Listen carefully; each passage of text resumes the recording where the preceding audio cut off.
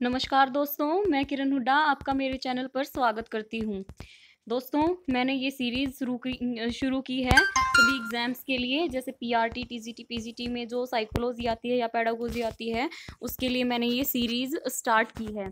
तो ये जितने भी एग्ज़ाम्स होते हैं टीचिंग से रिलेटेड, जैसे कि सीटेट, एचटेट, डीट्रिपल एस, बीयूपीटेट, आरटेट, केवीएस, एपीएस, इन सब एग्ज़ाम्स में जो साइकोलॉजी या पेडागोजी आती है, उससे रिलेटेड मैंने ये सीरीज़ शुरू की है। मैं चैप्टर 1 अपनी चैनल पर डाल चुकी हूँ, आप वहाँ से जाके देख सकते हैं। ये बिल्कुल बेसिक लेवल से मैंने स्टार्ट किया है। अगर आप अपनी तैयारी बिल्कुल बेसिक लेवल से करना चाहते हैं, आपने कभी साइकोलॉजी पढ़ी ही नहीं है या थोड़ी बहुत पढ़ी है और आप अपनी तैयारी रीस्टार्ट करना चाहते हैं, तो आप मेरे चैनल को फॉलो कर सकते हैं। सब्सक्राइब माय चैनल एंड अब आज जो हम करेंगे वो होगा हमारा chapter number 2, heredity and environment. मैंने अपना पहला चैप्टर डाला था, उसका नाम था हिस्ट्री ऑफ साइकोलॉजी। बहुत ही एक एक इम्पोर्टेंट पॉइंट्स ही डाले थे मैंने, कोई एक्स्ट्रा पॉइंट नहीं डाला है। बिल्कुल जो मोस्ट इम्पोर्टेंट पॉइंट्स हैं जिनसे क्वेश्चन बनते ही बनते हैं और घूम फिर के क्वेश्चन उसी से आता है, तो मैंने वही क्वेश्चंस डाले हैं। आप वीडियो को ध्यान से सुने, ध्यान से देखें। आपका साइकोलॉजी में 30 नंबर के अगर क्वेश्चंस आते हैं आपके टेट एग्जाम में, तो टीईटी एग्जाम में, तो 30 में से आप 25 से 27 या 28 क्वेश्चन डेफिनेटली कर लेंगे सिर्फ मेरी वीडियोस को देख के। तो अगर वीडियो अच्छी लगे तो वीडियो को पूरा देखें, और उसके बाद अगर वीडियो अच्छी लगे तो मेरे चैनल को सब्सक्राइब करें, वीडियो को लाइक करें और शेयर करें अपने दोस्तों के साथ।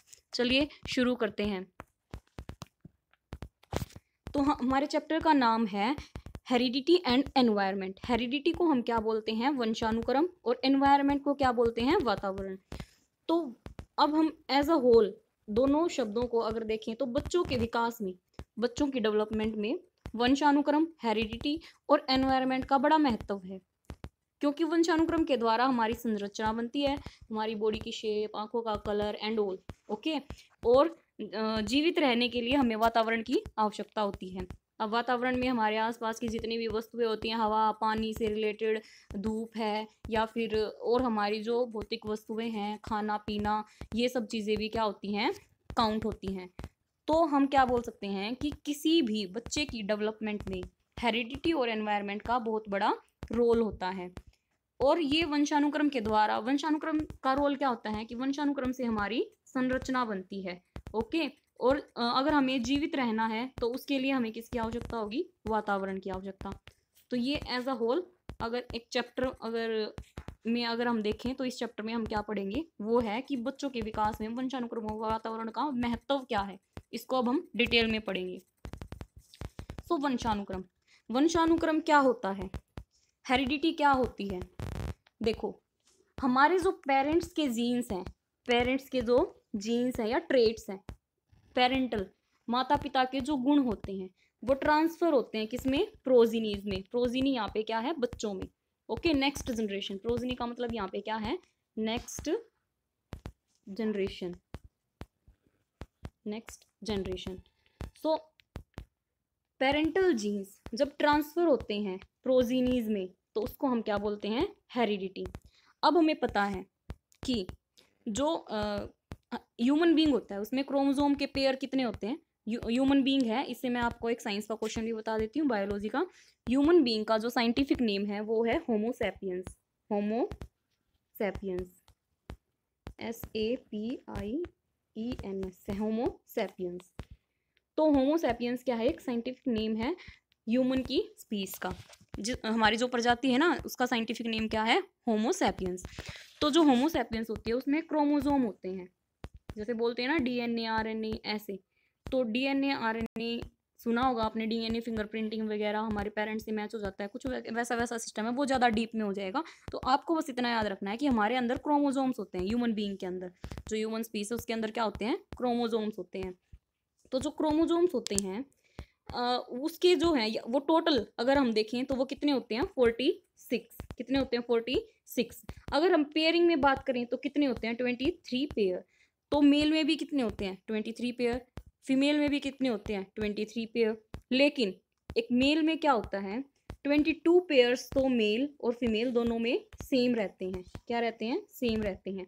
लेकिन जो एक पेयर होता है ना, एक पेयर, वो दोनों में डिफरेंट होता है, इसमें भी अलग होता है, इसमें भी अलग होता है, मेल और फीमेल दोनों में अलग होता है। जो 22 सेम है, 22 पेयर्स जो सेम थे, उनको हम क्या बोलते हैं? ऑटोसोम्स। क्या बोल सकते हैं? Autosomes, autosomes. तो उन पेयर्स को तो हमने बोल दिया ऑटोसोम्स। लेकिन जो मेल में होता है, जो एक पेयर अलग होता है, वो कौन सा होता है? एक्स और वाई। और जो फीमेल में जो एक पेयर अलग होता है, वो होता है एक्स और एक्स। ये दोनों पेयर एक दूसरे से अलग होते हैं, बाकी सारे दोनों में सेम होते हैं। तो अब क्या होता है?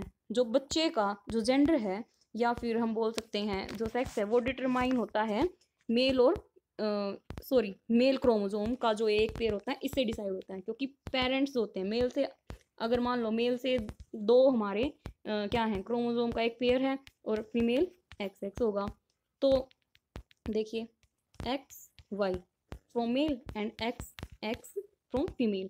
सो इससे एक आएगा और इससे एक आएगा, क्योंकि 50-50% दोनों पेरेंट्स क्या करते हैं, दोनों पेरेंट्स कंट्रीब्यूट करते हैं। तो इसमें से अगर एक्स आया तो इसमें से तो एक्स ही आएगा। देखिए इसके जो वो बनेंगे, इसमें एक्स वाई इन दोनों में से एक आ सकता है, इसमें एक्स एक्स इन दोनों में से एक आएगा। अगर मान लो यहाँ से एक्स आया और यहाँ से भी एक्स आया, तो फीमेल बेबी पैदा होगी। और यहाँ से अगर वाई आया तो यहाँ से तो एक्स ही आना है, चाहे ये वाला एक्स आए चाहे ये एक्स आए, एक्स वाई। अगर एक्स वाई का पेयर अगर बनता है तो क्या होगा? मेल बेबी होगा। तो ये बहुत ही इंपॉर्टेंट सा एक साइंस का थोड़ा सा था टॉपिक, ये आप आई होप आपको समझ में आया हो। तो वंशानुक्रम क्या होता है? पेरेंटल जीन्स जब ट्रांसफर होते हैं नेक्स्ट जनरेशन में, तो उसको हम बोलते हैं हेरिडिटी। जैसे कि आपने कहते हुए सुना होगा कि ये तो अपनी मम्मी पे गया है, ये अपने पापा पे गया है, ये अपनी दादी पे गया है। तो जो वो पेरेंटल जीन्स थे वो क्या हो गए? ट्रांसफर हो गए नेक्स्ट जनरेशन में।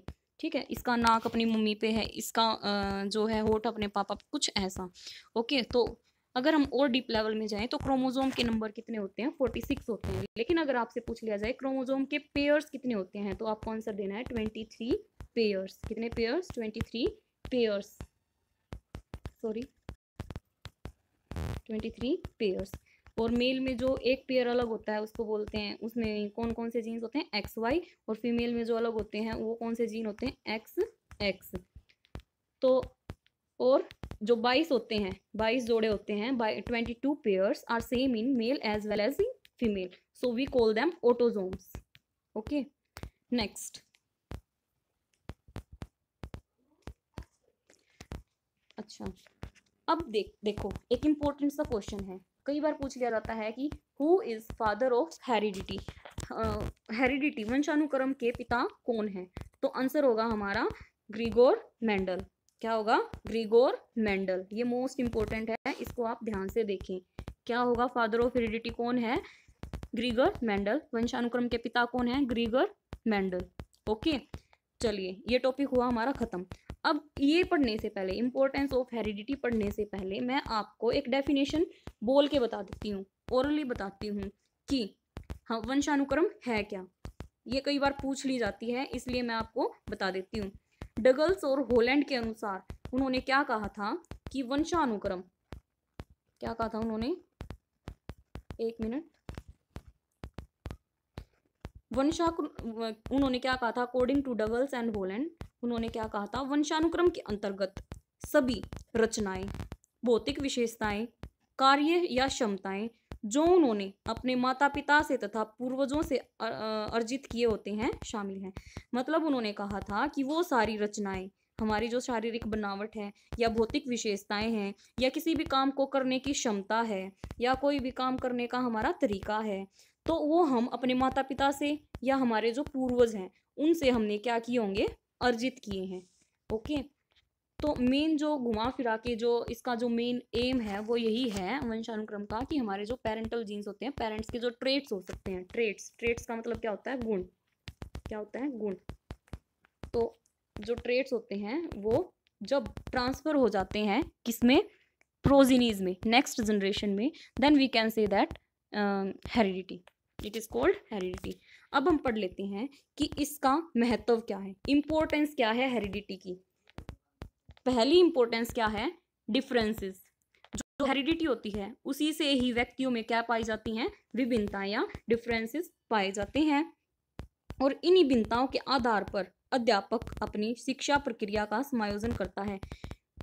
कोई भी दो बच्चे बिल्कुल सेम नहीं हो सकते, हम कोई भी दो इंसान बिल्कुल सेम नहीं हो सकते, वो किसी न किसी एस्पेक्ट में एक दूसरे से डिफरेंट होते हैं, भिन्न होते हैं, चाहे वो हाइट, वेट, कलर, आंखों का कलर या बोलने का ढंग, बात करने का ढंग।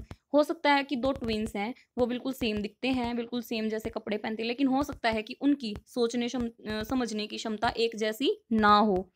ओके, तो क्या होता है, वो सब जो डिफरेंसेस होते हैं वो किसकी वजह से होते हैं, वो वंशानुक्रम की वजह से होते हैं। किसकी वजह से? हेरिडिटी की वजह से ही ये डिफरेंसेस आते हैं। देखिए, मैं बिल्कुल ईजी तरीके से आपको समझाने की कोशिश कर रही हूँ। अगर आपको वीडियो अच्छी लगे तो अभी सब्सक्राइब बटन दबाएं और साथ साथ बेल आइकन को भी दबाएं, जिससे आपको लेटेस्ट वीडियोस मेरी आपको मिलती रहें और आपकी तैयारी और ज़्यादा स्ट्रॉन्ग हो सके। So I request you to please subscribe my channel. I shall be grateful to you. तो चलिए अपने टॉपिक पर वापस आते हैं। Importance of heredity. पहला था हमारा कि डिफरेंसेस पाए जाते हैं, तो वो मैं आपको बता चुकी हूँ कि डिफरेंसेस किस वजह से होते हैं, हेरिडिटी की वजह से। ठीक है, हो सकता है कि हमारे पेरेंट्स हैं, हमारे पेरेंट्स में से अगर मम्मी के गुण आए, हो सकता है दादी के आ जाए। ठीक है, क्योंकि हमारे जो फादर हैं वो रिलेटेड हैं, उनकी मदर कौन है? हमारी दादी। तो हो सकता है उनकी मम्मी से उनमें आए हों ट्रेट्स, और पापा से फिर हमारे अंदर आए हों। तो ऐसे क्या होता है, डिफरेंसेस क्रिएट होते हैं। तो इसलिए देखा होगा कि मोस्टली मतलब क्या होता है, मोस्टली 99% लोग एक दूसरे से अलग ही दिखते हैं, अलग दिखते हैं। लेकिन जो ट्विंस होते हैं कई बार वो बिल्कुल सेम टू सेम दिखते हैं, लेकिन उनमें भी हो सकता है किसी न किसी लेवल पे, किसी न किसी एस्पेक्ट में, लाइफ के एस्पेक्ट में, सामाजिक, भौतिक, इमोशनली, या मतलब कुछ भी, किसी भी एस्पेक्ट में वो एक दूसरे से भिन्न जरूर होते हैं। ऐसा बिल्कुल नहीं हो सकता कि वो दोनों बिल्कुल सेम ही सोचते हो, सेम टाइम पे खाते हो, सेम टाइम पे नहाते हो, ऐसा नहीं है। तो डिफरेंसेस होते हैं, किसकी वजह से होते हैं ये सारे डिफरेंसेस? वंशानुक्रम की वजह से। नेक्स्ट, हेरिडिटी से ही एक व्यक्ति की जन्मजात क्षमताओं का पता लगाया जा सकता है। हम क्या कर सकते हैं, वंशानुक्रम के द्वारा ही हम क्या कर सकते हैं, किसी व्यक्ति की जो जन्मजात genetic abilities, sorry by birth जो एबिलिटीज हैं, उनका हम पता लगा सकते हैं, या पता चलता है हमें उनका। तो उससे क्या होता है, अध्यापक को उसके शिक्षा कार्य में जो कि उसके लिए सहायक हो सकता है। मतलब देखो, अगर डिफरेंसेस हैं तो अब सारे बच्चे सेम तो होते नहीं हैं, तो टीचर को अलग अलग हो सकता है। किसी बच्चे को एक मेथड से समझ में आता हो, दूसरे बच्चे को दूसरे मेथड से। किसी बच्चे को हो सकता है ब्लैक बोर्ड पे समझ आता हो, किसी बच्चे को होता है एक्सपेरिमेंट करके समझ में आता हो। तो टीचर को क्या करना पड़ेगा कि उसी के अकॉर्डिंग अपनी जो है विधियाँ, शिक्षण विधियाँ हैं, वो अपनानी पड़ेंगी। और इसी तरह इसमें होता है, किसी बच्चे में कोई एबिलिटी होती है, किसी बच्चे में हो सकता है, किसी के पेरेंट्स अगर मैथ में इंटेलिजेंट है तो वो बच्चा भी क्या हो सकता है, मैथ में इंटेलिजेंट हो सकता है। तो उसकी क्या है, वो एबिलिटी है। कैसी एबिलिटी? बाय बर्थ उसको मिली है, हेरिडिटी है, हेरिटेंस की वजह से उसमें ये एबिलिटी आई है। हो सकता है कोई लड़की सिलाई कढ़ाई उसको बिना सिखाए वो अच्छे से कर लेती है। ठीक है, तो वो कहाँ से आया है, वो किससे आया है? हेरिटेंस से। ओके, तो नेक्स्ट, वंशानुक्रम के कारण ही क्या हो सकता है, किसी के शरीर की संरचना बनती है। अब देखिए, ये यहाँ से मैं आपको समझाती हूँ शरीर की संरचना कैसे बनती है। देखो, हमारा जो फेस होता है वो क्या होता है, सिमिलर होता है हमारे पेरेंट्स से। ठीक है, हम बोलते हैं ना, ये बच्चा तो अपनी मम्मी पे गया है, ये बच्चा अपने भाई पे गया, अपनी बहन पे गया है, या मतलब अपने पापा पे गया है, दादी पे गया है। तो क्या होता है, उस हेरिडिटी से ही क्या होता है, हमारे शरीर की संरचना बनती है। नेक्स्ट, क्योंकि वो जो सारे जीन्स हैं वो आ कहाँ से रहे हैं, 50% from father and 50% from mother. तो जो ये हैं, अब मम्मी है वो हमारे नाना नानी से रिलेटेड है, और जो पापा हैं वो हमारे दादा दादी से रिलेटेड है। तो सारे जीन्स देखो, कितने सारे जीन्स, मतलब हैं तो पेरेंट्स में 46 पेयर ऑफ क्रोमोसोम, लेकिन उनमें जो जीन्स होते हैं ना, हमारे जो बेस पेयर्स होते हैं, वो बहुत बड़ी सीक्वेंस है, बहुत ही बड़ी सीक्वेंस है उसकी। हमारा डीएनए इतना बड़ा है कि हम अर्थ के 3 बार चक्कर लगा सकते हैं। तो सोचो उसमें कितने सारे, हम कितने सारे जो है कॉम्बिनेशंस बना सकते हैं, कितने सारे डिफरेंट डिफरेंट जीन्स बना सकते हैं, जिससे कि हमारे अंदर डिफरेंसेस आते हैं। किसी की आंखों का कलर कैसा हो जाएगा, किसी के मतलब स्किन का कलर होगा, अलग होगा। तो बेसिकली क्या होता है, ये जीन्स होते हैं जो कि डिफरेंसेस क्रिएट करते हैं, जो कि हमारे पेरेंट्स से हमारे अंदर आते हैं। नेक्स्ट है, अब देखो हाइट का है। मोस्टली बोलते हैं कि हाइट पेरेंट्स पे जाती है। अगर मान लो किसी के पेरेंट्स की हाइट कम है तो उसके बच्चों की भी हाइट कम होने की संभावना ज़्यादा रहती है। लेकिन कई बार आपने देखा होगा कि पेरेंट्स तो छोटे हैं लेकिन बच्चे बड़े हैं, लंबे हैं। तो वो किस लिए होता है, क्योंकि हमारे जो पिछली जो हमारे पूर्वज थे उनमें कोई ना कोई लंबा रहा होगा और उसके जीन्स ट्रैवल करते करते नेक्स्ट जनरेशन से हो सकता है उन बच्चों में गए हों, इसलिए वो लंबे हैं। नेक्स्ट पॉइंट इज वंशानुक्रम के कारण ही बच्चे में लिंग भेद पाया जाता है। लड़की और लड़कियों में विषयों को लेकर क्षमता कम या अधिक होती है। अध्यापक उसके अनुसार ही शिक्षा की व्यवस्था कर सकता है। तो क्या है, मैंने आपको बताया था, वो बिल्कुल अच्छे से समझाया था कि मेल में XY जो होते हैं जीन्स होते हैं और फीमेल में XX जीन्स होते हैं। तो उससे क्या होता है, जो हेरिडिटी है उसी से क्या होता है, डिफाइन होता है कि whether the baby will be a boy और अ गर्ल। ओके, तो उसी के अकॉर्डिंग फिर क्या ये एक मेरे को लगता है कि ये मिथ है कि लड़कियां जो है उनमें मतलब कि क्षमताएं कम होती हैं लड़कों से, लेकिन ऐसा नहीं होता। किसी काम को लेकर, पर्टिकुलर काम को लेकर लड़कियां कोई भी काम कर सकती हैं एज वेल एज लड़के भी कर सकते हैं। ओके, हाँ, थोड़ा फिजिकली हो सकता है कि फिजिकली स्ट्रेंथ में थोड़ा सा हो सकता है, अदरवाइज अगर लड़कियां उसको डेवलप करना चाहें तो वो डेवलप हो सकता है फिजिकली भी, जो ताकत है। लेकिन जो अगर बेसिकली अगर हम यहाँ पे देखें तो लिंग भेद किसकी वजह से आता है, वो हमारा हेरिडिटी की वजह से आता है। नेक्स्ट टॉपिक है हमारा अब प्रिंसिपल्स। हेरिडिटी के प्रिंसिपल्स क्या क्या है, सिद्धांत क्या है वंशानुक्रम के। सबसे पहला जो सिद्धांत है वो है हमारा प्रिंसिपल ऑफ डिसिमिलैरिटी। ये वैसे तो आपको समझ में आ ही गया होगा नाम से, और मैं पढ़ा भी चुकी हूँ कि डिसिमिलैरिटी मतलब भिन्नता का सिद्धांत हम बोल सकते हैं।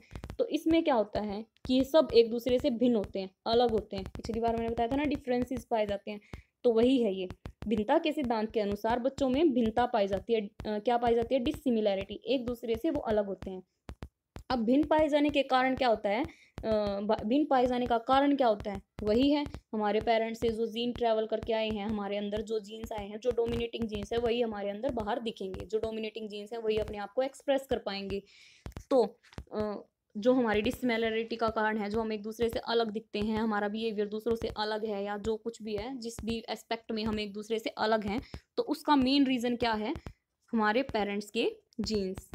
नेक्स्ट प्रिंसिपल क्या है, प्रिंसिपल ऑफ रिग्रेशन। अब कई बार क्या होता है, अब प्रिंसिपल ऑफ रिग्रेशन को हिंदी में बोलते हैं प्रत्यागमन का सिद्धांत। तो अब इसमें क्या है, चलिए मैं आपको समझा देती हूँ। एक साइकोलॉजिस्ट थे सोरेंस, तो उन्होंने क्या कहा था कि जिस तीव्र बुद्धि वाले जो माँ बाप होते हैं उनके बच्चे कम बुद्धि के भी हो सकते हैं। मतलब किसी के पेरेंट्स इंटेलिजेंट हो सकते हैं, बच्चे बिल्कुल ही डल हों, या मंद बुद्धि के हो सकते हैं, या फिर हो सकता है कि मतलब भाई नॉर्मल हो, पेरेंट्स इतने इंटेलिजेंट ना हो। तो अगर यदि ऐसा होता है कि तीव्र बुद्धि वाले माता पिता के बच्चे मंद बुद्धि के हैं, तो उसको वहां पे कौन सा प्रिंसिपल अप्लाई होगा, प्रिंसिपल ऑफ रिग्रेशन। अब वहां पे क्या हुआ कि जो हमारे जीन्स थे ना, जीन्स जो अच्छे जीन्स थे, देखो अगर मान लो पेरेंट्स क्या हैं, इंटेलिजेंट है, क्या है, इंटेलिजेंट है, तो क्या होगा, अब हो सकता है कि हमारे पूर्वजों में कोई मंदबुद्धि का हो, या हो सकता है कि जीन्स तो हमारे अंदर सारे ही हैं, जितने भी हैं ना सारे ही जीन्स हैं। हो सकता है कि वो जो इंटेलिजेंसी वाले जो जीन्स हैं वो क्या हो गए हों, सप्रेस या रिग्रेस हो गए, वो डोमिनेटिंग नहीं है, रिप्रेसिव हैं वो जीन।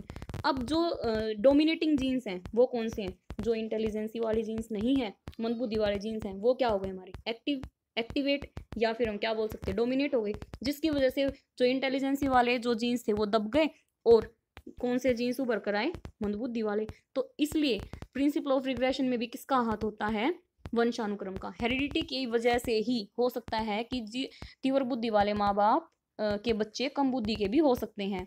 तो हम क्या कह सकते हैं कि विपरीत गुणों का उत्पन्न होना क्या कहलाता है, regression. Next principle of regression of purity. तो प्योरिटी, अब देखिए इसमें क्या है, इसमें बताया है कि माता पिता से संतान सदा शुद्ध गुणों को ही अर्जित करती है। ठीक है, मतलब प्योर जीन्स हमारे अंदर आते हैं। यदि अब देखो इसमें क्या, यदि मान ले एक माँ बाप पेरेंट्स में से किसी एक का रंग ब्लैक है, एक का रंग वाइट है, तो ये जरूरी नहीं इंसान के केस में, ये आप फ्लावर्स के केस में भी ले सकते हैं। जैसे एक का कलर वाइट है, एक का कलर रेड है, तो जो दोनों फ्लावर्स हैं, एक मेल फ्लावर है एक फीमेल फ्लावर है। हम बच्चों के केस में भी, हम एनिमल्स के केस में भी ऐसे ही, ह्यूमन बींग्स के केस में भी ऐसे ही केस अप्लाई कर सकते हैं, क्योंकि जो मेंडल थे उन्होंने पूरा कॉन्सेप्ट दिया था। उन्होंने मटर के पौधे के ऊपर क्या किया था, पी प्लांट के ऊपर ये हेरिडिटी का एक्सपेरिमेंट किया था। तो अब देखिए यहाँ पे रिग्रेशन ऑफ प्योरिटी में क्या है कि मान लेते हैं कि एक पेरेंट का कलर क्या है, वाइट है, दूसरे पेरेंट का कलर क्या है, रेड है। तो हम क्या सोचेंगे कि इन दोनों का मिला जुला मिश्रण, जैसे कि पिंक कलर आना चाहिए ना पिंक कलर। अगर हम इन दोनों को मिला दे तो प्रोजिनी में कैसा कलर होना चाहिए, पिंक कलर। लेकिन जब हमने इन दोनों के बीच क्रॉस करवाया, रेड और व्हाइट के बीच, तो हमारे पास जो कलर आया वो कैसा कलर आया, व्हाइट कलर आ गया, सॉरी रेड कलर आया। अब रेड कलर आया तो हमारे पास तो पिंक आना चाहिए था, लेकिन रेड नहीं आया। क्यों नहीं आया, क्योंकि यहाँ पे क्या हुआ, जो प्योर जीन था हमारा वो कौन सा था, पिंक आना चाहिए था ना प्योर। लेकिन जो ये रेड कलर है वो क्या हो गया, डोमिनेट कर गया, ये इसने व्हाइट वाले को क्या कर दिया, रिप्रेस कर दिया। तो क्या हुआ, जो प्योर था हमारा प्योर जीन वो कैसा आना चाहिए था, पिंक कलर, लेकिन कैसा आया, रेड कलर का फ्लावर आया। तो वो क्यों आया, क्योंकि वो जो जीन्स थे ना, जो व्हाइट वाले, वो दब गए, उनका कोई रोल ही नहीं रहा। वो हैं प्रेजेंट हैं लेकिन वो दब गए हैं, उनको एक्टिवेट होने का चांस ही नहीं मिला, क्योंकि रेड इतना डोमिनेटिंग था। ठीक है, ऐसे ही एक एग्जांपल ले सकते हैं कि कोई व्यक्ति एक ब्लैक कलर का है, एक व्हाइट कलर का है। तो अब हमें यहाँ पे जो प्योर जनरेशन में जो कलर आना चाहिए, इन दोनों का मिला जुला कलर, कैसा कलर आना चाहिए, स्लेटी कलर, या हम क्या बोल सकते हैं, सांवले रंग का क्या बोलते हैं उसको यार, I don't know in English now, but उसको सांवले कलर का आना चाहिए। काला है, एक सफेद है, तो उसकी हमें कैसा कलर मिलना चाहिए, उनकी क्रॉसिंग करवाने के बाद हमें मिलना चाहिए सांवला कलर। लेकिन सांवला कलर नहीं आता, आ गया हमारा कौन सा, ब्लैक कलर। क्योंकि जो व्हाइट कलर है ना, उसको ब्लैक कलर ने क्या कर दिया, डोमिनेट कर दिया, व्हाइट को रिप्रेस कर दिया। इसकी वजह से क्या हुआ, जो प्योर हमारा कलर आना चाहिए था, दोनों को मिलाने के बाद कैसा कलर आना चाहिए था, सांवला, लेकिन सांवला नहीं आया, कैसा आ गया, ब्लैक कलर आया। तो आना तो चाहिए था काला और सफेद का मिश्रण, लेकिन कौन सा कलर आया, काला रंग शुद्ध दिखाई दिया। तो शुद्ध गुणों का प्रत्यागमन हो गया यहाँ पे। तो principle of regression of purity शायद आपको समझ में आया हो। नेक्स्ट है हमारा गाल्टन का सिद्धांत। गाल्टन एक साइकोलॉजिस्ट थे और एक साइंटिस्ट भी थे। तो उन्होंने एक थ्योरी दी थी, बायोमेट्री थ्योरी। तो उन्होंने क्या कहा था कि कुछ लक्षण होते हैं, कुछ गुण होते हैं, जो ट्रेट्स होते हैं ना, जरूरी नहीं है कि वो सिर्फ हमारे पेरेंट्स से ही आए। ट्रेट्स जो हैं वो सिर्फ हमारे पेरेंट्स से आए। वो जो गुण हैं वो हमारे दादा दादी से भी आ सकते हैं हमारे अंदर। क्यों, स्थानांतरित हो सकते हैं, ट्रांसफर हो सकते हैं। क्यों हो सकते हैं वो मैं आपको बताती हूँ। क्योंकि वैसे तो आपको समझ में आ ही गया होगा, क्योंकि जो फादर हैं उनका बैकग्राउंड हमारी दादा दादी से रिलेटेड है, ग्रैंड मदर या ग्रैंड फादर से। लेकिन जो मदर हैं वो क्या, हमारे maternal grand mother, grand father. तो इनसे जो हमारे मैटरनल ग्रैंड फादर या ग्रैंड मदर हैं, एक मिनट, ग्रैंड फादर और मदर, या हाँ लगा लो दादा दादी या नाना नानी, हाँ ये हमारे पेरेंट्स हैं। इन दोनों से जो हमारे गुण हैं, जीन्स है, वो इनमें आए होंगे, इनसे फिर हमारे अंदर आएंगे, किसके अंदर, चिल्ड्रंस के अंदर। तो हो सकता है कि इनके थ्रू, हमारे पेरेंट्स के थ्रू हमारे दादा दादी के जीन्स हमारे अंदर आए हों। ओके, तो गाल्टन ने ये सिद्धांत दिया था कि ज़रूरी नहीं है कि सिर्फ जो पेरेंट्स होते हैं उन्हीं के जो है जीन्स हमारे अंदर आए, हमारे अंदर हमारे दादा दादी के जीन्स भी ट्रैवल करके आ सकते हैं, उनके गुण भी आ सकते हैं। तो आई होप आपको ये हेरिडिटी के प्रिंसिपल्स बिल्कुल अच्छे से समझ में आए हों। नेक्स्ट देखिए, हेरिडिटी का टॉपिक यहाँ पे ख़त्म होता है। अब हम पढ़ लेते हैं एनवायरनमेंट। तो एनवायरनमेंट क्या होता है, एनवायरनमेंट को हिंदी में बोलते हैं वातावरण। तो वातावरण क्या होता है, हमारे आसपास, हमारे चारों तरफ का आवरण जो हमें घेरे रहता है, हवा, पानी, air, water, sunlight, everything, plants, even non living things भी हमें हमारे चारों तरफ से घेरे रहती हैं। तो उसको हम बोलते हैं आवरण, हमारे चारों तरफ का वातावरण। तो जो अब ये चीज़ें सारी क्या करती हैं, हमारे शरीर को प्रभावित करती हैं। तो जो जो कारक हमारे बॉडी को इफेक्ट करते हैं किसी न किसी तरीके से, तो उसको हम क्या कहते हैं, वातावरण। अब देखिए सनलाइट है वो भी इफेक्ट करती है, प्लांट्स है वो भी किसी न किसी तरीके से हमारे लिए यूजफुल है, एयर है, वाटर है, even non living things are also important for us in various aspect of our lifes. So जो वातावरण है वो हमें जन्म से मृत्यु तक, सॉरी मैंने यहाँ पे जन्म शायद रह गया, नहीं लिखा गया, जन्म से मृत्यु तक घेरे रहता है। तो देखिए गाइज मैं फ़ोन में पीपीटी बनाती हूँ because I have no sources other than phone, so please मैंने बहुत ज़्यादा मेहनत की है, तो प्लीज़ अगर आपको वीडियो अच्छी लगे तो प्लीज़ मेरे चैनल को सब्सक्राइब करें, वीडियो को लाइक करें।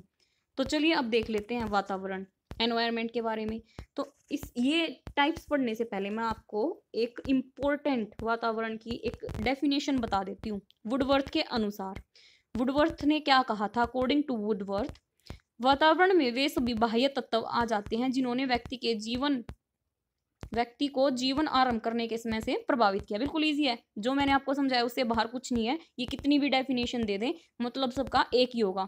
तो वुडवर्थ के अकॉर्डिंग क्या था कि वातावरण में जितने भी बाह्य तत्व होते हैं वो सब क्या करते हैं, एक व्यक्ति को जीवन आरंभ करने से लेकर क्या करते हैं, प्रभावित करते हैं जब उसका जीवन स्टार्ट होता है। तो जस्ट नेक्स्ट एक और है जो कि इंपॉर्टेंट है मैकाइवर और पेज के अनुसार, वातावरण स्वयं प्राणी, उसके जीवन का ढांचा, बीते हुए जीवन एवं अतीत के पर्यावरण का फल है। चलिए अब पढ़ लेते हैं टाइप्स ऑफ एनवायरनमेंट। एनवायरनमेंट के दो टाइप है मेन, दो कौन कौन से हैं? इंटरनल एनवायरनमेंट, सेकंड कौन सा है? External environment. तो इंटरनल एनवायरनमेंट हम पढ़ेंगे, उससे पहले मैं आपको बता देती हूँ एक्सटर्नल एनवायरनमेंट के सब टाइप्स हैं।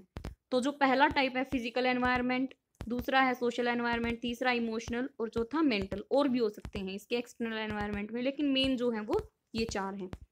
तो हम पढ़ लेते हैं इंटरनल एनवायरनमेंट क्या होता है। देखिए दोस्तों मुझे ध्यान से सुनिए क्योंकि इसका मैंने लिखा नहीं है, क्योंकि ये तो समझने से ही है। As its name indicate internal environment, internal environment से हमारा यहाँ पे तात्पर्य आशय है आंतरिक वातावरण से।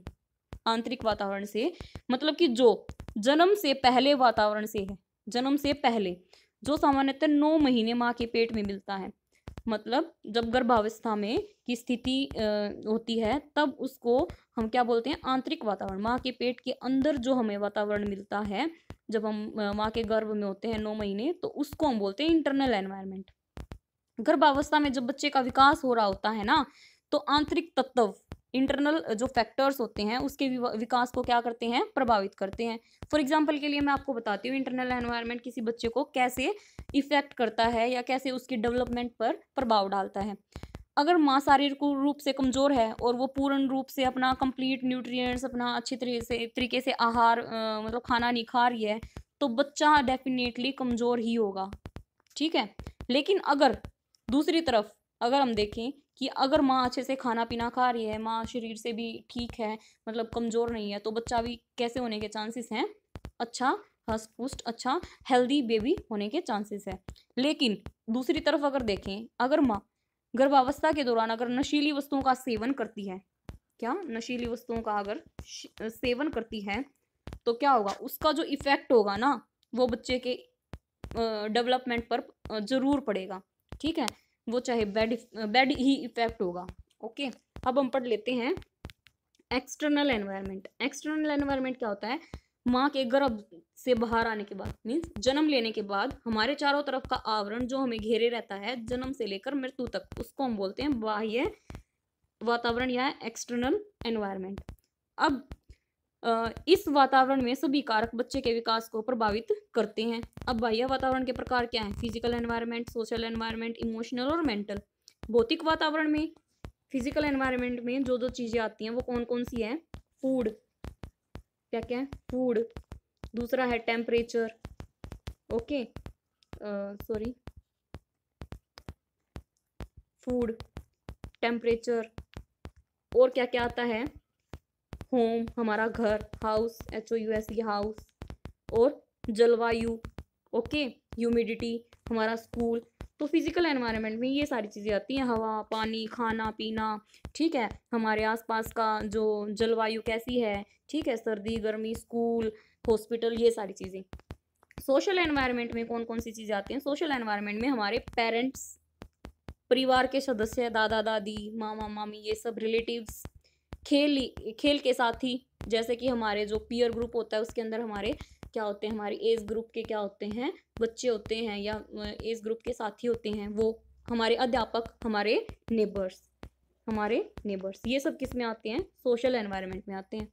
नेक्स्ट है हमारा इमोशनल एनवायरनमेंट। इमोशनल एनवायरनमेंट में क्या होता है, इसमें क्या होता है, इस वातावरण में अपने मित्रों, संबंधियों, अध्यापकों का संवेगात्मक स्वभाव शामिल होता है। इमोशनल डेवलपमेंट होती है, हम किसी से इमोशनली जुड़े होते हैं, किसी से इमोशनली जुड़े नहीं, जिसको हम नहीं जानते उससे हम इमोशनली क्यों जुड़ेंगे, जानते ही नहीं है, ठीक है। तो अब आप मेरे को नहीं जानते तो आप मेरे से इमोशनली क्यों जुड़ेंगे। लेकिन अगर मैं आपको पढ़ा रही हूँ, अगर आपको मेरा पढ़ाया हुआ पसंद आ रहा है, और अगर आप मेरे को जानते हैं, जानने लगोगे थोड़े दिन के बाद, या जान रहे हो, तो आप मेरे से इमोशनली कनेक्ट हो सकते हो। तो इमोशनली एनवायरनमेंट क्या होता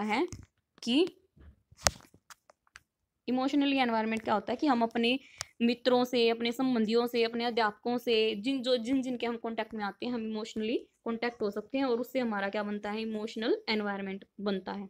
नेक्स्ट है मेंटल एनवायरनमेंट। मेंटल एनवायरनमेंट क्या होता है, मेंटल तो हमें पता ही है किससे रिलेटेड है, माइंड से रिलेटेड है, दिमाग से रिलेटेड है। तो इस वातावरण से अभिप्राय है दिमाग का विकास होना। किससे रिलेटेड है, दिमाग का विकास होना।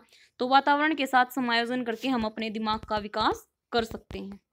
तो ये मुझे लगता है कि ये समझाने की ज़रूरत नहीं है कि हम अपने एनवायरनमेंट का यूज़ करके कैसे हम अपने माइंड को डेवलप कर सकते हैं।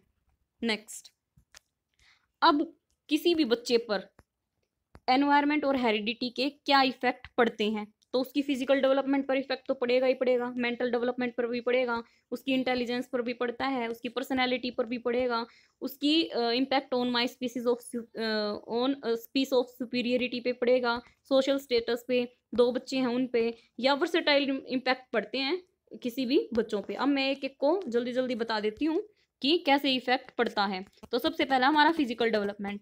अब देखिए, वातावरण, अगर बच्चे को अच्छे से खाने पीने को मिलेगा, अच्छे से मतलब सारे न्यूट्रिएंट्स मिलेंगे बच्चे को, अच्छे से सुखी का माहौल है, अच्छा बच्चा पढ़ता है, खेलता है, कूदता है, सारे हर प्रकार का डेवलपमेंट उसको अच्छे से मिल रहा है, तो बच्चे की ग्रोथ या डेवलपमेंट भी कैसी होगी, अच्छी होगी। लेकिन इसके विपरीत अगर ये सब चीज़ें ना मिले तो ऑब्वियस है कि बच्चे का विकास उन बच्चों के कंपैरिजन में जिनको सब कुछ मिला है कम होगा। Next, same as in case of mental development. Next, intelligence के केस में भी ऐसा ही है, क्योंकि इंटेलिजेंस के केस में देखिए मैं आपको बताती हूँ, कैंडोल एक साइकोलॉजिस्ट थे, उन्होंने बताया था कि वंशानुक्रम की बजाय वातावरण ज़्यादा प्रभावित होता है इंटेलिजेंस से। तो उन्होंने क्या किया था, रॉयल अकेडमी के 552 विद्वानों का बौद्धिक अध्ययन किया, तो उनका बौद्धिक सत्र बहुत ही अच्छा मिला। क्यों मिला, क्योंकि वो सभी किससे थे, धनी परिवार से थे, जिनके पास शिक्षा के सभी साधन उपलब्ध थे, तो इसलिए उनकी इंटेलिजेंस ही बहुत अच्छी थी। 552 विद्वानों पर उन्होंने क्या किया था, उनकी बौद्धिक क्षमता का अध्ययन किया था, लेकिन उनका बौद्धिक स्तर बहुत ही अच्छा मिला, क्योंकि उनका जो एनवायरनमेंट था, उनका जो मतलब हम बोल सकते हैं हेरिडिटी थी, हेरिटेंस था, वो सब क्या था, बहुत ही वेल डेवलप्ड था। नेक्स्ट, पर्सनैलिटी पे भी ऐसे ही इफेक्ट पड़ता है कि मैं बता सकती हूँ आपको, कूले के अनुसार, कूले एक साइकोलॉजिस्ट, उन्होंने कहा था कि अगर उपयुक्त वातावरण मिले तो हम अपने व्यक्तित्व का विकास व्यक्तित्व का डेवलपमेंट उतना ही अच्छा कर सकते हैं। उन्होंने क्या किया था, यूरोप के 71 साहित्यकारों का अध्ययन किया और पाया कि गरीब होते हुए भी उनका व्यक्तित्व संपूर्ण था। अब देखिए, ये ऊपर वाला क्या था कि धनी परिवार से थे इंटेलिजेंसी पे, लेकिन यहाँ पे क्या है कि वो गरीब परिवार से थे, लेकिन उनका व्यक्तित्व संपूर्ण था, पर्सनैलिटी उनकी बहुत अच्छी थी। ओके, नेक्स्ट है सोशल स्टेटस पे भी इफेक्ट पड़ता है, सुपीरियरिटी पे भी इफेक्ट पड़ता है। अब मैं आपको बताती हूँ मेन इंपॉर्टेंट क्या है, इम्पैक्ट ऑन ट्वीन चिल्ड्रंस। तो ट्वीन चिल्ड्रंस पे देखो, दो बच्चे हैं, जुड़वा है, उसको हम इस एनवायरनमेंट में रखते हैं जो कि बिल्कुल ही अलग है, इसको हमने दूसरी कंट्री में भेज दिया, यहाँ पे इंडिया है, इंडिया में रखा उसको। तो ये जो ट्विंस है ना, है तो ट्विंस, लेकिन अगर हम इनको अलग अलग कंडीशन में रखते हैं तो इनका जो विकास होगा, इनका जो डेवलपमेंट होगा, वो चाहे उनकी पर्सनैलिटी हो, चाहे उनका इंटेलिजेंस हो, चाहे फिजिकल मेंटल हो, वो अलग अलग हो सकता है, ठीक है, होगा ही इस, क्योंकि एनवायरनमेंट का इफेक्ट पड़ता है। लेकिन देखो, हेरिडिटी तो उनको दोनों को एक ही जगह से सेम मिली है, ठीक है, लेकिन अगर उनको एनवायरनमेंट का इफेक्ट कैसे पड़ेगा, क्योंकि जो बच्चे होते हैं उनका जो एनवायरनमेंट का इफेक्ट हुआ, जिसकी वजह से उनकी जो डेवलपमेंट है वो अलग अलग हुई, ठीक है। नेक्स्ट, प्रजाति की श्रेष्ठता पर प्रभाव, ये वाला 6 पॉइंट मैं आपको बताती हूँ कि इसमें बताया है कि जितनी अच्छी स्पीस होगी उतना ही अच्छा डेवलपमेंट होगा। जैसे ह्यूमन स्पीस है, ह्यूमन जो स्पीस है होमो सैपियंस, वो बेटर हैं, उनकी जो जनरेशन होगी वो भी बेटर ही होंगी in in in case we in every case. जैसे चिंपैंजी हैं और हम हैं, तो चिंपैंजी की जो जनरेशन होगी और हमारी जो जनरेशन होगी, ऑब्वियसली हमारी जो जनरेशन होगी वो सुपीरियर होगी। Next, versatile impact on child. अब इसको मैं समझा देती हूँ कि वातावरण बालक की सभी विकास अवस्थाओं को प्रभावित करता है। इसकी पुष्टि एवरोन के जंगली बालक के उदाहरण से की जा सकती है। एवरोन के जंगली बालक क्या है, इसमें एक बच्चे को 1-2 वर्ष की आयु में कुछ जंगली पशु उठा कर ले गए, तो जब उस बच्चे को 10-15 की वर्ष की आयु में पकड़ा गया तो उसके मतलब देखा गया कि उसकी विकास की अवस्थाएं कैसे प्रभावित हुई, तो उसमें भाषा का विकास तो हुआ ही नहीं था, ठीक है, क्योंकि वहाँ पे वो हम बोलते हैं तभी बच्चे सीखते हैं, हम इमिटेट करके सीखते हैं। लेकिन वहाँ पे क्या हुआ, उसको जंगल में चला गया तो पशु जैसे बोलते तो उसने पशुओं की आवाज़ निकालना सीख लिया, ठीक है, तो वर्सटाइल इफेक्ट पड़ता है। तो उसमें सामाजिक विकास भी नहीं हुआ, ठीक है, वो कपड़े नहीं पहनता था, उसको बात तो चलो मतलब आता ही नहीं था उसको करना, उसने उसमें भाषा का विकास नहीं हुआ था, तो उसमें सामाजिक विकास भी नहीं हुआ, भाषा का विकास भी नहीं हुआ, सामाजिक विकास भी नहीं हुआ, ना उसमें मोटर डेवलपमेंट हुआ, वो मनुष्य की तरह चलता ही नहीं था। वो कैसे चलता था, जैसे कि एनिमल्स चलते हैं वैसे चलता था, ठीक है, एनिमल्स चलते हैं वैसे ही चलता था, चारों मतलब 2 पैरों पर 2 हाथों पर। तो इस प्रकार केवल एक वातावरण परिवर्तित होने से सभी विकास की अवस्थाएं बदल जाती हैं, वातावरण के ही सिर्फ चेंज होने से सारी अवस्थाएं बदल जाती हैं। अब एक क्वेश्चन जो बार बार पूछा जाता है, जो कि मोस्ट इम्पोर्टेंट है, बहुत बार आ चुका है ये, और मतलब इससे जो मोस्ट इम्पोर्टेंट क्वेश्चन इस चैप्टर में बनता है वो यही है, relationship between heredity and environment. Heredity और एनवायरनमेंट में क्या रिलेशनशिप है? तो देखो दोस्तों, मैं आपको बताती हूँ कि जो हेरिडिटी और एनवायरनमेंट का जो रिलेशन है ना, वो गुणात्मक है। क्या है? गुणात्मक है, गुणात्मक, ठीक है, वो एडिशन नहीं है। क्या नहीं है? उनका एडिशन नहीं है, योगात्मक नहीं है। क्या नहीं है? योगात्मक नहीं है। जो हेरिडिटी और एनवायरनमेंट का रिलेशन है वो हमारा गुणात्मक है। तो ये जो बात कही थी, ये किसने कही थी? ये कही थी मैकाइवर। किसने? मैकाइवर एंड पेज, इन्होंने कही थी ये बात, और ये बार बार बार बार पूछी जाती है। तो मैं चाहती हूँ कि इस बात को आप याद रखें कि जो हेरिडिटी और एनवायरनमेंट का जो रिलेशन है वो क्या है? गुणात्मक है, ना कि योगात्मक। Okay, next. अब ये भी पूछा जाता है जो इसमें मेन इंपॉर्टेंट है, नेचर और नर्चर। मतलब पूछ लिया जाता है नेचर से आपका क्या तात्पर्य, नर्चर से आपका क्या तात्पर्य। तो यहाँ पे जो नेचर है ना वो किससे रिलेटेड है? हेरिडिटी से, और नर्चर वो किससे रिलेटेड है? एनवायरनमेंट से। अब देखिए आप, ये तो सिंपल सी बात है, जो वंशानुक्रम है वो भगवान ही देता है ना। वैसे देता तो एनवायरनमेंट भी भगवान ही है, लेकिन जो एनवायरनमेंट के अंदर से जो चीज़ें होती है, फूड वगैरह, वो सब हमें कहाँ से मिलती हैं? जिससे हमारा पोषण होता है वो एनवायरनमेंट से मिलता है, वो हमें हेरिडिटी से तो मिल नहीं सकता। तो nature, nurture related to environment and nature is equal to heredity. Okay, ये मोस्ट इंपॉर्टेंट है, पूछ लिया जाता है और पूछा गया है। नेक्स्ट, ये मैंने कुछ क्वेश्चंस लिए हैं जो पिछले साल के पेपर्स में एग्जाम्स में आए हैं। तो देखिए दोस्तों, वैसे तो मैं बता देती हूँ कि इनके आंसर्स क्या है, लेकिन आप खुद से भी ट्राई कीजिए।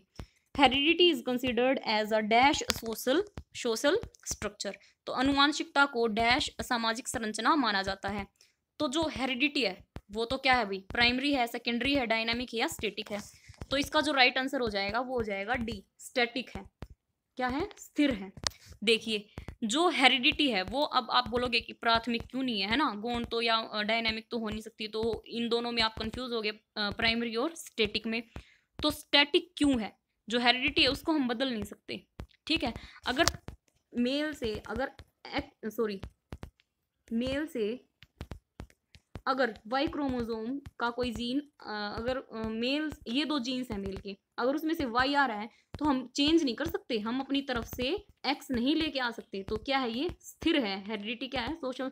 अगर हम ऐसे ही सामाजिक संरचना में देखें तो हम जैसे हैं, हमारी हेरिडिटी जैसी है वैसी ही रहेगी सोशल में। अब कोई, अगर मेरा नाक मेरी मम्मी पे है तो मैं ये चेंज नहीं कर सकती। ओके, ये है जैसा है वैसा ही रहेगा, ये स्थिर है। ओके, ये स्टैटिक है।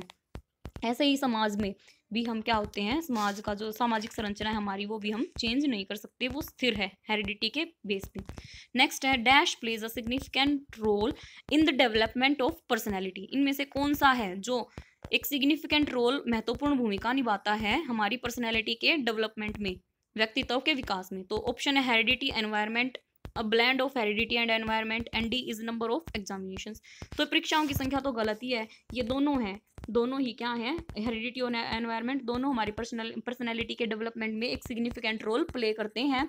तो इसका सी आंसर ठीक होगा कि आनुवांशिकता और वातावरण का विमिश्रण। Next, environmental factors that shape the development include all the following except. इनमें से कौन से को छोड़ के मतलब क्या है कि सॉरी, एनवायरमेंटल फैक्टर, कौन सा एनवायरमेंटल फैक्टर है जो कि शेप करता है डेवलपमेंट को, सबको इंक्लूड करता है इन चारों में से, लेकिन एक को नहीं करता। तो किसको नहीं करता? एनवायरमेंटल से। जो हमारा शारीरिक गठन है वो किससे रिलेटेड है? हेरिडिटी से। किससे रिलेटेड है? हेरिडिटी से। हमारी जो शारीरिक संरचना है वो किससे बनती है? हेरिडिटी से, ना कि एनवायरमेंट से। तो शिक्षा की गुणात्मकता, पौष्टिकता, संस्कृति, ये सब हमें किससे मिलती है? समाज से या हमारे एनवायरमेंट से। Next, which of the following is predominantly A heredity related factor. इनमें से कौन सा एक प्रीडोमिनेंटली हेरिडिटी से रिलेटेड फैक्टर? अब देखो ऑप्शंस हैं, attitude toward peer group, thinking pattern, colour of eyes, participation in social activities. अब सोशल से रिलेटेड है तो ऑब्वियसली एनवायरमेंट आ गया। थिंकिंग का पैटर्न है, हो सकता है हमारा सोचने का ढंग और हमारे पेरेंट्स का सोचने का ढंग एक हो। नेक्स्ट है attitude toward peer group, peer group के टुवर्ड हमारा एटीट्यूड, ये भी समाज से रिलेटेड या एनवायरमेंट से रिलेटेड हो गया। लेकिन आइज का कलर है वो हमें किससे मिलता है? हमारी हेरिडिटी, पेरेंट्स से। तो इसका सी आंसर ठीक हो जाएगा। Next, nature nurture. चलिए ये आप कमेंट बॉक्स में इसका आंसर बताएं, और अगर इसके बारे में आपको जितना पता है कमेंट बॉक्स में लिखें। Thank you, thanks for watching my video. Please subscribe my channel and press the bell icon for more latest updates. अगर आप अपनी तैयारी को और ज़्यादा बेटर और बिल्कुल बेसिक लेवल से शुरू करना चाहते हैं तो अभी मेरे चैनल को फॉलो करें। Thank you and keep learning with Kiran Hooda.